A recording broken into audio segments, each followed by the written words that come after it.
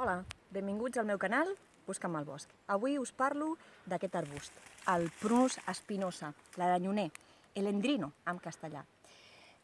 Fa 15 dies que va començar a florir. És un arbust, com el seu nom indica, si us hi podeu fixar, mireu, espinós, té unes espines importants. Com podeu veure, si sentiu el brunzit de les abelles, estan totes per aquí treballant i feinejant, fent la seva recol·lecció de nèctar. És un arbust que pertany a la família de les rosàcies, de les roses. Si podeu apreciar, la flor és petitona i té 5 pètals.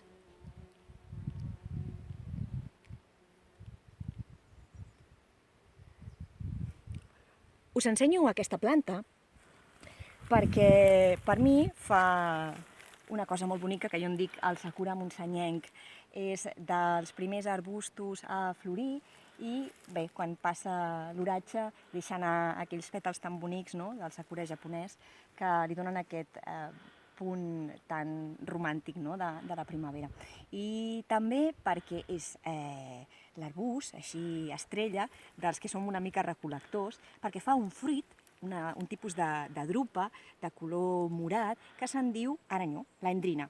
Amb l'endrina podem fer salses per carns, podem fer melmelades. És un fruit que té un elevat contingut en pectines, és aspre i les melmelades solen tenir bastanta densitat. Però el punt així estrella és que amb l'aranyó, amb l'endrina, es fabrica el patxaran, que és un licor de culte al nord de la península ibèrica. Bé, per avui és el que us puc dir i ens trobem al següent vídeo de Busca'm al bosc.